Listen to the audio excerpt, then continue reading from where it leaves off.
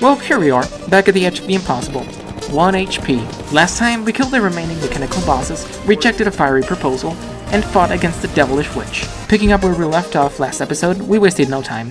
First things first, we're about to fight the floral monstrosity that is Plantera. And for that, we need a weapon that's good against big targets, and the glorified shotbow looks like it's just what we need. It shoots 3 arrows per shot, so I loaded it up with holy arrows, which each rain down stars upon impact, turning every shot into a deadly star shower. Armed with our new murder toy, we made our way through the underground jungle. We dug so many tunnels, the residents must think there's a mole infestation, but in reality, it's yours truly, looking for a neat little arena, handcrafted for us by Mother Nature herself in order for me to fight Plantera.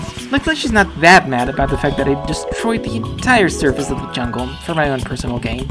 I redecorated it a bit, expanding it on the sides and removing all unwanted platforms, and turning it into more of a flat square compared to the smoother original design. It's not pretty, but pretty is overrated. Without wasting time, the fight against Plantera began.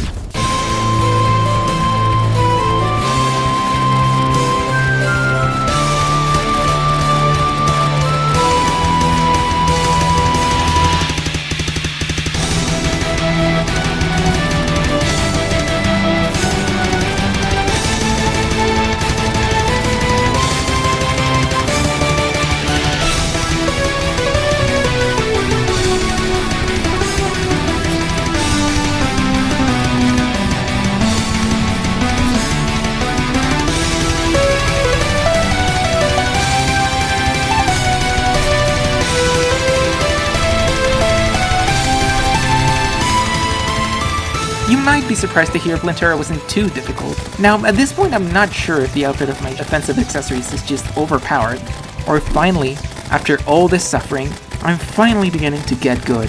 Whatever divine force gave me this power, it won't go to waste.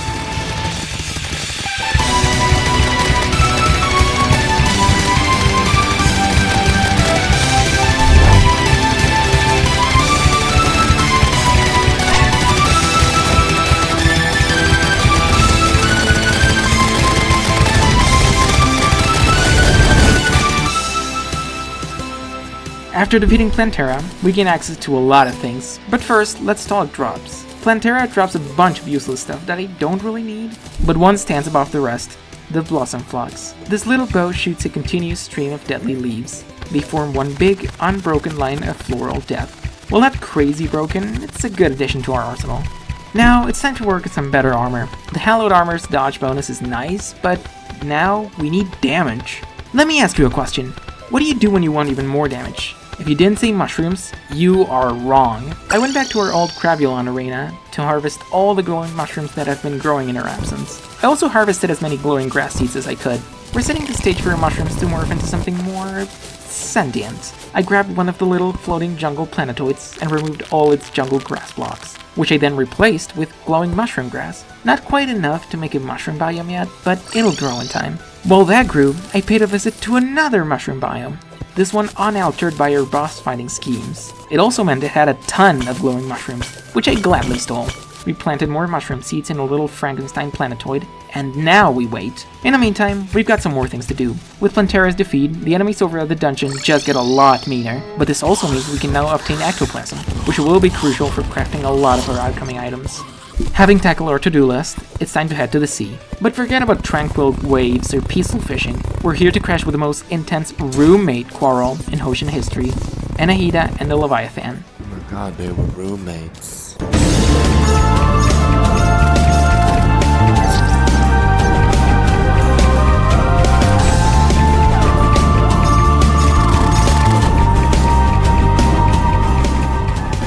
Our fancy leaf bow certainly did better than the shotbow would've, since Anahita likes to move all over the place, and it dealt some respectable damage. However, this doesn't feel right. Bows are cool, but I need firepower.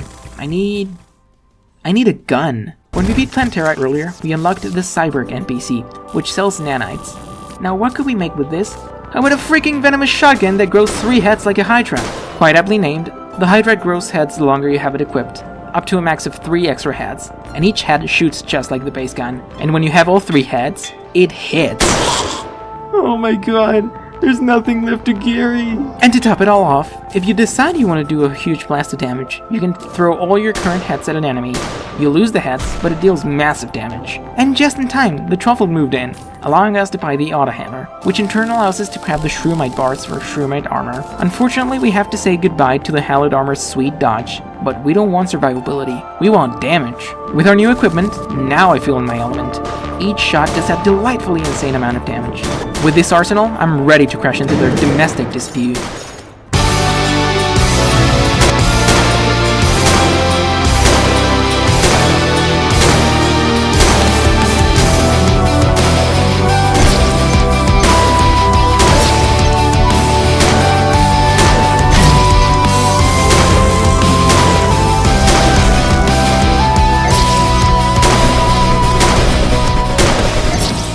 Every swoop from Leviathan, every spell from Anahita.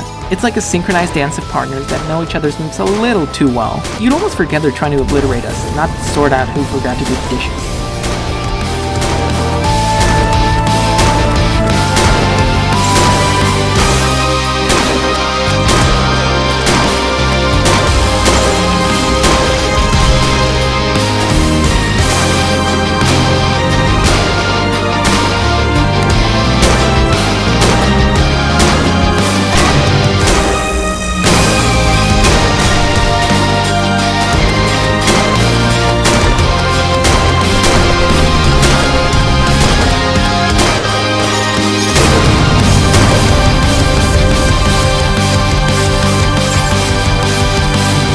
As inseparable in death as they were in life, all we can hope for now is that history doesn't just label them as roommates. Most of the treasure we got from this boss was junk, except for a nice summoning weapon, which is always a welcome addition. Having conquered the ocean, we set our sights to the stars.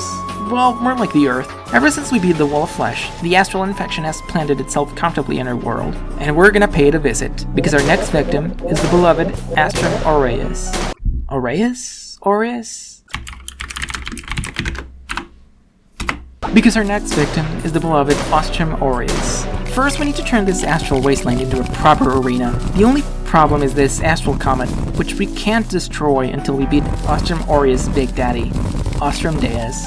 But that'll be a fight for another time. We sculpted the alien landscape into our personal gladiatorial ring, dodging the astral comet that damages you, or in our case, instantly kills us upon contact. Equipped with our astral chunk, it was time to face off against this infected machine.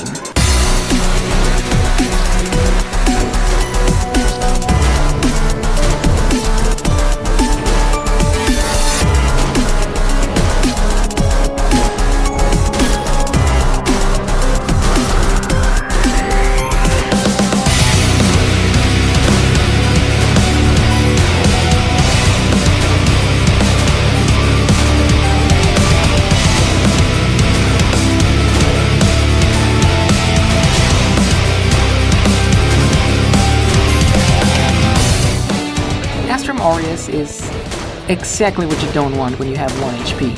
Tons of projectiles. It's easy to get overwhelmed when you're not on your toes. Quick moving astral blasts, stomps with shockwaves, homing missiles, lasers. Astrum Aureus was like a DJ in a cosmic rave, shooting us down with its experimental mixtape. But as always, no boss can kill us forever.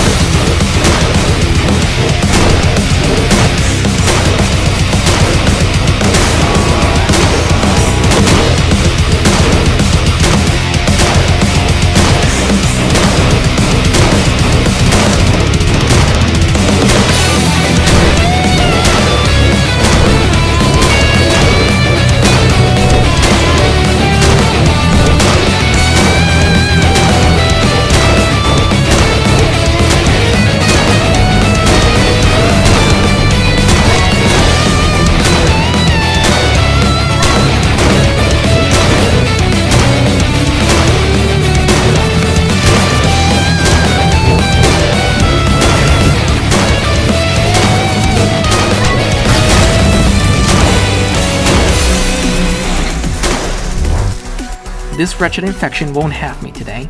And with that, we have earned ourselves a lot of junk we don't particularly care about, with one exception, the Starlight Fuel Cell.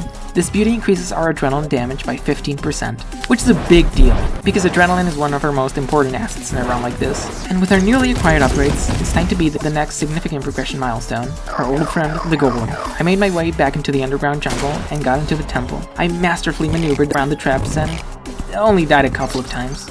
But at last, we made it into the main room, a big, empty arena, with just the summoning altar in the middle. After deactivating the traps in the room, it was time to fight this rocky murder machine. The golem is usually a big pushover in vanilla, so how hard can this be? Well, if you didn't know, Infernum Golem, yeah, it does that. I honestly don't know if this is some bug or an Infernum feature, but I find it pretty funny how its actual health is so much bigger than its health bar. Anyway, onto strategy. Fighting the golem is a slow, strategic game. The fight greatly revolves around positioning yourself correctly in order to be able to dodge the next attack. Some of these attacks remind me of something, it almost tickles my funny bone. If golem's taking fight tips from a skeleton in a hoodie, we're in for a bad time.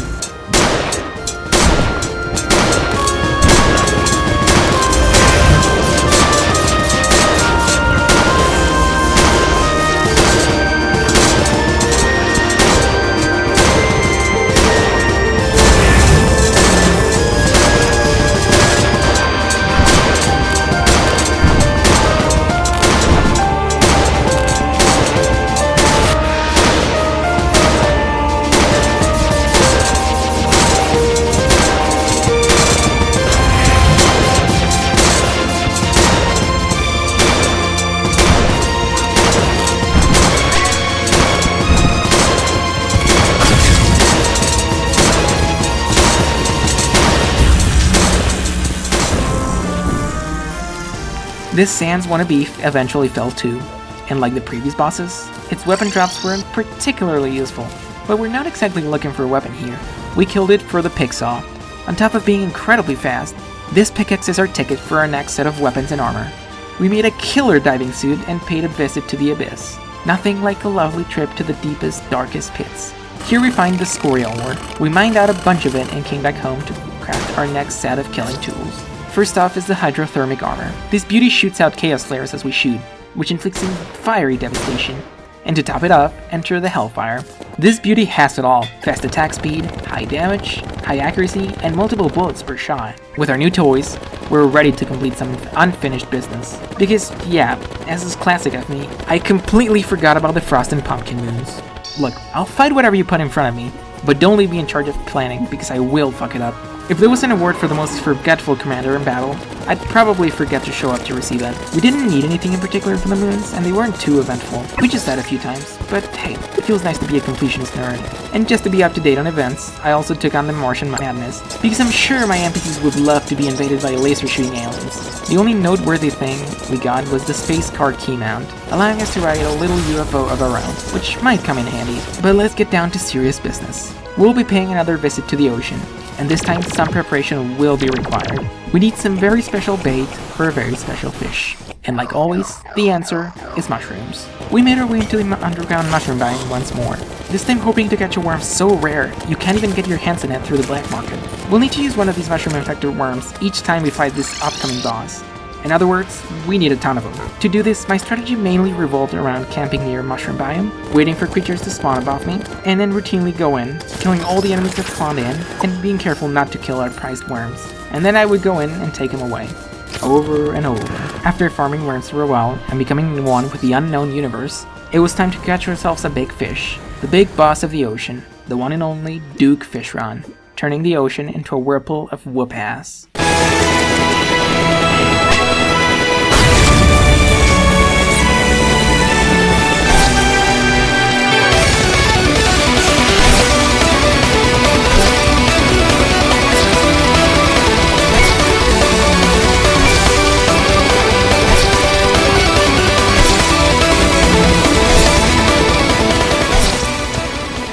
Duke Fishron, the one and only. I have to be honest, this is another fight I was dreading from the beginning. Duke Fishron is a strong boss, and Infernum doesn't do us any favors. It's quick, deadly, and it loves its Sharknadoes. We have two big advantages. One is our speed. A lot of the time we can avoid its attacks by virtue of just being far away from it. Our second advantage is our incredible damage. We're the ultimate glass cannon. Sure, the boss could kill us in one hit, but it needs to do so before we can kill him.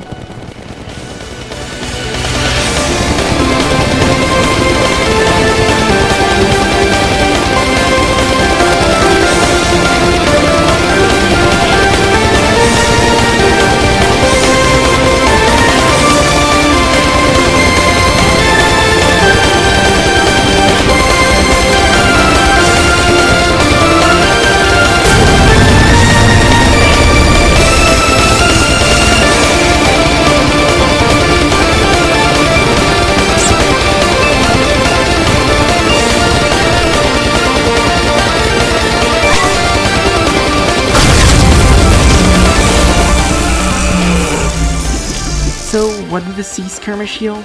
A collection of trinkets that would make even a magpie say, nah. But hey, at least my ego is feasting tonight. We've only got a few bosses left before it's time for us to have a heart-to-heart with our old friend, the Moon Lord. I'm sure he'll be a lovely fellow who with no murderous intentions. We're nearing the end of the hard mode stage of the game, and soon I'll be suffering beyond comprehension. But until then, I'd like to thank you for watching this far. Your support is invaluable to me, and all your positive comments and consistent support are what fuels this journey. If you don't want to miss the end of hard mode, consider subscribing. And for those of you who want to join in on the fun more closely, be part of the currently tiny community, offer your insight, or simply bully me for my voice, feel free to join the Discord. As always, the link's in the description. Keep your health above mine, and stay safe. Until next time.